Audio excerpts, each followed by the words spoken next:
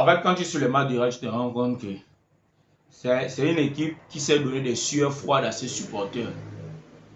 Le Real ne te gagne pas un match facilement, non. Il y a toujours une période où ils sont à l'aise et après ça, il y a un relâchement avant de revenir. Comme le match de ce soir face à Leganés où les Merengues menaient 2-0 avant de se faire rattraper. Et au final, marqué dans les dernières minutes du match, grâce à Gonzalo Ramon sur un but de la tête. Cette victoire 3-2 sur Leganés en quart de finale de la Coupe du Roi permet aux Madriens de se qualifier pour les demi-finales et retrouve l'Atlético, le premier qualifié qui a joué hier. Salam à tous et bienvenue sur Studio Foot, le débrief. Avant de parler proprement du match, on va parler d'une petite actualité parce que je n'ai pas eu le temps de débriefer ça. Le petit scandale qui se passe un peu sur les réseaux sociaux où le Real Madrid fait une lettre écrite aux instances du football pour s'alarmer d'un cas scandaleux sur Mbappé. Les gars, excusez-moi, fanatique du Real ou pas, un peu de dignité. Cette lettre est inutile. Le joueur a fait le tacle, l'arbitre lui a mis un carton. Mbappé s'est relevé. Pourquoi ce scandale où on accuse les arbitres? C'est l'hôpital qui se fout de la charité. Moi, je vous le dis en toute honnêteté, nous tous, nous savons que s'il y a une équipe qui bénéficie des faveurs de l'arbitre dans le football, les gars, soyons honnêtes, c'est le Real.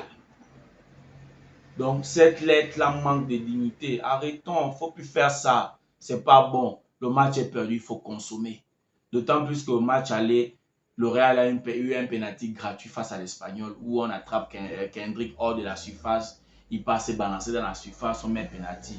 Un ballon que jusqu'aujourd'hui, on n'arrive même pas à déterminer la règle du penalty, on ne sait pas. Les gars, c'est pas bon. Il faut savoir reconnaître sa défaite et avancer. Le Real, c'est un grand club. Ça ne sert à rien de prendre son temps pour écrire des lettres inutiles, des lettres qui diminuent ta dignité, les gars. C'est pas bon. Concernant le match, gros turnover d'Ancelotti. Mais c'est un turnover obligatoire, il n'avait pas le choix.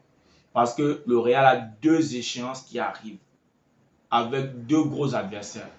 Le week-end en championnat face à l'Atlético de Madrid. Et nous savons tous que l'Atlético de Madrid, c'est une équipe qui donne toujours du fil à retordre au Real de Madrid. D'ailleurs, la seule défaite du Real Madrid l'année dernière en championnat, c'était l'Atlético, avec un Morata en mode super guerrier. Un nul et une victoire de l'Atlético. Même en coupe, c'est l'Atlético qui a fait les choses. Donc c'est un gros match. Ensuite, mercredi ou mardi, Manchester City. Et il faut faire très attention parce que ce match ne peut pas forcément tourner à l'avantage du Real comme on pense. Même si moi, dans une de mes vidéos, j'ai pronostiqué la victoire du Real, je pense que la défaite de City face à Arsenal, 5-1 le week-end, a provoqué les choses chez les Citizens.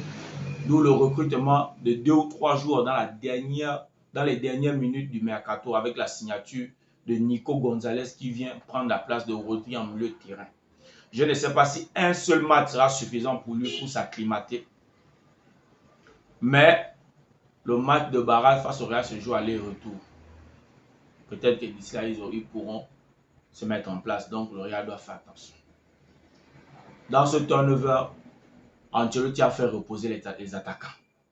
En attaque, on avait Kendrick, Arda Güler et Rodrigo. Rodrigo, c'est le seul ancien qui a joué. Match moyen. En milieu de terrain, on avait Ibrahimi qui accompagnait Tchouaméni avec la titularisation de Luka Modric. Le papier a eu du temps de jeu. Et moi, je continue à le dire. Jusqu'à nouvel ordre, Luka Modric, c'est le meilleur milieu de terrain du Real. Parce que lorsqu'il est au stade, il y a quelque chose de différent. Il y a cette petite touche de magie là. Voilà pourquoi aujourd'hui le Real est en train de chercher un milieu de terrain créatif. Parce que malgré ce qu'il joue, il y a un problème dans la durée. Il ne peut plus tenir les matchs 90 minutes, 95 avec les arrêts de jeu. Ce n'est pas évident. En défense, un gros turnover obligé. Rudiger s'est blessé. Donc le Real n'avait pas de choix. On avait qui? On avait Jacobo, nouvelle pépite de la Castillo, titulaire, aux côtés d'Asensio. En fait, on avait une défense centrale 100% Castillo. En latéral droit, on avait Valverde. Valverde qui depuis un moment, ses prestations sont en baisse. Les prestations de Valverde sont en baisse. À l'image du Real qui, malgré des victoires, malgré être qu'il est leader de la Liga, ça ne va pas. À gauche, on avait Mendy. Dans les goals, le gardien remplaçant. Nous avons assisté ce soir à un match à deux phases. Une première phase dominée par le Real, ce qui a permis au Madrilène de mener au score 2-0. Grâce à Modric qui a ouvert le score et Kendrick qui a alourdi le score. Mais comme le Real s'est fait peur à ses supporters, il y a eu une deuxième phase où le match était plus équilibré. Les deux équipes avaient les actions.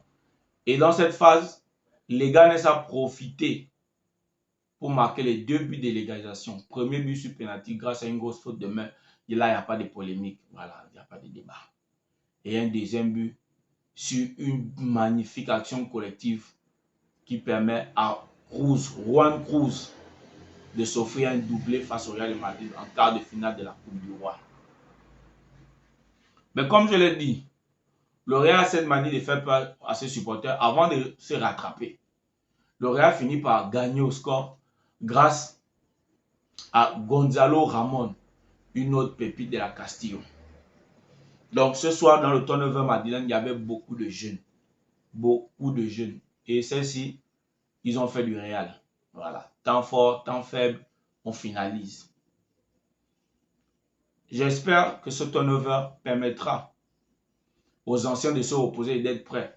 Parce qu'en toute sincérité, si le Real joue comme il a joué ce soir face à l'Atlético, ce n'est pas évident que le Real s'en sorte parce qu'on connaît les difficultés que le Real a face à l'Atlético.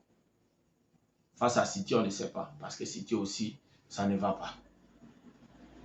Ancelotti, sincèrement, je pense qu'il a fait son temps à Madrid. Il n'a plus d'inspiration. C'est-à-dire qu'il se trouve dans la situation, c'est parce que le Real est un grand club. Et lorsque tu es un grand club, il y a l'esprit de la gagne qui est en toi, quoi. Mais ce n'est pas que le coach fait des choses tactiques. Moi, je ne vois pas Ancelotti faire un changement tactique, modifier l'équipe, restructurer l'équipe.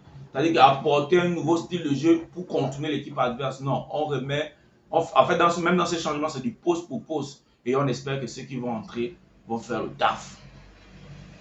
Mais au-delà de tout ça, nous retenons la victoire du Real, 3-2 sur Leganés.